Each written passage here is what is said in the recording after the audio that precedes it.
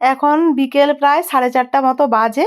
দুপুরবেলা তো সাত বকনে খাওয়া দাওয়া হলো, এখন যাচ্ছি তাল শাঁস কাটতে সবাই মিলে। চলুন ভিডিওটা প্রথম থেকে শেষ অবধি দেখবেন, আশা করি সবার ভালো লাগবে। তারপর তো সে ভিতরে যেটাকে কাটলে বেরাবে সে জেলির মতো। কারোরই কিছু আমি এতটাই রোদ কিছুই দেখতে পাচ্ছি না। স্ট্যান্ডটাও নিয়ে আসা হয়নি, সে স্ট্যান্ডটা নিয়ে আসলে ভালো হতো। সবাই যাচ্ছি। আয় গরুটার দিকে দেখ, ওই মনির কাছে কাঠারি। চল চল।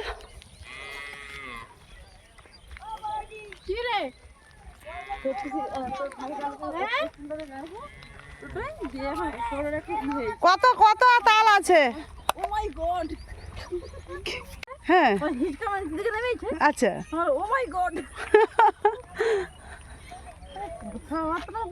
হ্যাঁ অনেক তাল পারবে বলে মনে হয়।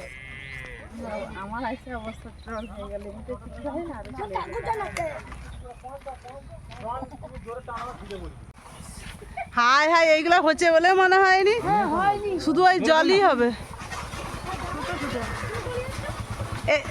সোমনাথ এই পাশের দিকের কাঁদিগুলো ভালো লাল লাল হয়েছে, আর ওইগুলো না, ওই যেটা ভালোটা হচ্ছে। হ্যাঁ লাল লাল যেগুলো হয়েছে সেগুলো পারো।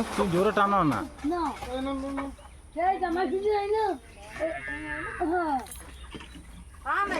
জামাই ষষ্ঠী যখন আসবে তখন শক্ত হয়ে যাবে। হ্যাঁ কতজন? 15 জন 16 জন আসছি। তুই উঠ না ভাই, বাইরে উঠ উঠ উঠ। ওই সোমনাথের উঠে নাচতেই থাকবে আর একটাও তাল পড়বে না। বলছো এত বড় কথা, তাল পড়বে না, সঙ্গে সঙ্গে পড়ে গেল। বৈশাখী গাজনে মোদের সেখানে প্রচুর তাল শাঁস বিক্রি হয়।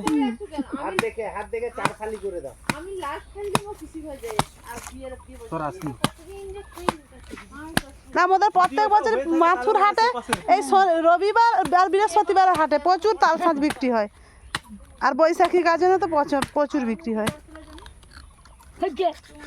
তাল শাঁসটা খাওয়া হয়, যতই হাট থেকে কিনে এনে গাছ থেকে পেড়ে খাওয়া মজাই আলাদা। আছে রে দেখি।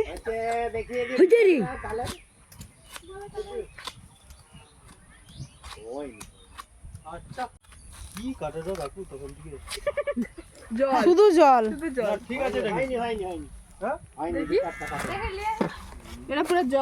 তাল পেড়ে কেমন হচ্ছে সবাই দেখুন। তাহলে এখনো শাঁস হয়নি, সেই জন্য সবাই বাড়ি ফিরে যাচ্ছি। অনেক আশা নিয়ে সবাই এসেছিলাম তাল শাঁস খাবো বলে, কিন্তু কি আর করা যাবে। এখন সন্ধ্যের দিকটাতে হঠাৎ করে মেঘ উঠেছে, আর কাল বৈশাখী, বৈশাখ মাস মানেই তো কাল বৈশাখী ঝড়, ভালোই বাতাস দিচ্ছে।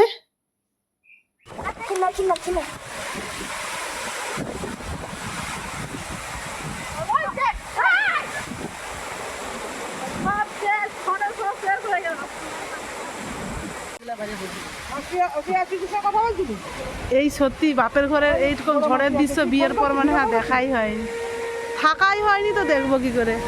যা হোক এইবারে এসে দুদিন থেকে গেলাম, কাল বিকালে আসছিলাম, আজকে ঘর যাওয়ার, বিকালে ঘর যাওয়ার কথা ছিল।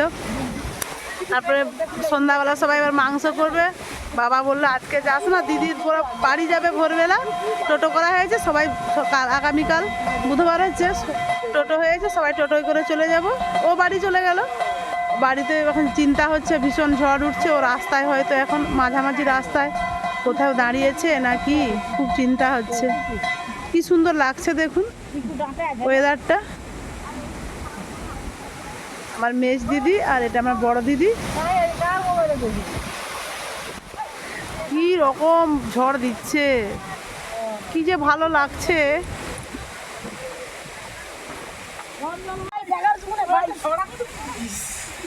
হ্যালো গাইস, 11 দুগুণে 22।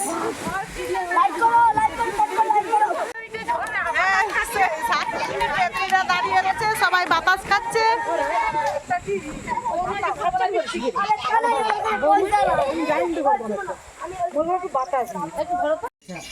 রাত 9টা বাজে। আমাদের স্পেশাল রাঁধুনি গুরুপদ। গুরুপদ, তুমি কোথা থেকে এত রান্না শিখলো? আজকে হাজার হাজার লোকের রান্না করে খাওয়াচ্ছে।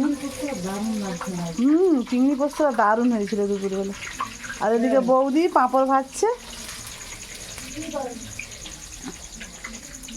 এটা কত কেজি মাংস? 4.5 কেজি।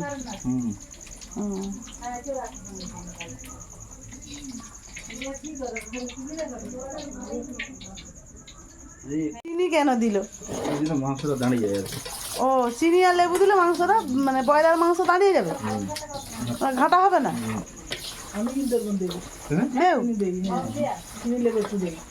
ও, আমি এটা আমার জানা ছিল না। হ্যাঁ, আমি সব দিন দেখি। শুন, সে বড় রাঁধুনি, তাই না?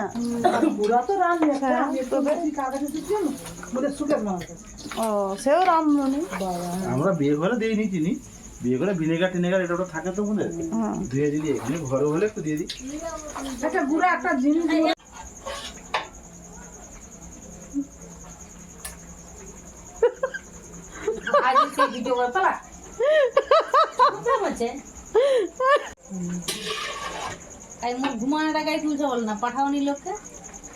তোমার একে মোর বরকে পাঠিয়েছে। হ্যাঁ, এখনো যায়নি।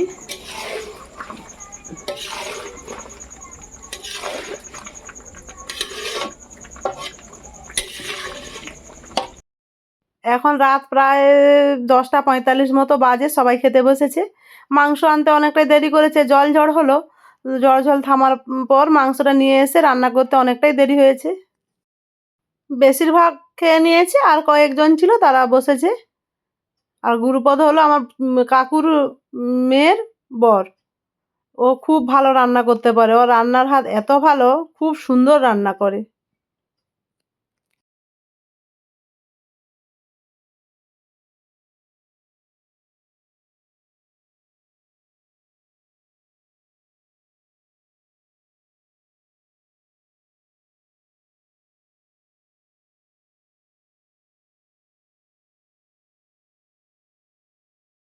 পরের দিন সকালবেলা সবাই বাড়ি যাব, বেরিয়ে চলে এসেছি। গাছের তলায় বসে আছি, টোটোওয়ালা এখনও আসেনি। টোটোর জন্য অপেক্ষায় বসে আছি। সবাই দাঁড়িয়ে থেকে থেকে বসে গেছি, যেন মনে হচ্ছিল আমরা কাজে এসেছিলাম, আমাদের কাজের ছুটি হয়ে গেছে। এবার কাজ ছেড়ে সব বক্সা পাতি নিয়ে যাচ্ছি। আর যে পাড়ার কাকিরা সবাই গয়লাকে দুধ দিতে যাচ্ছে। আর বন্ধুরা, ভিডিওটি যদি ভালো লেগে থাকে লাইক, কমেন্ট, শেয়ার করবেন, সাবস্ক্রাইব করবেন।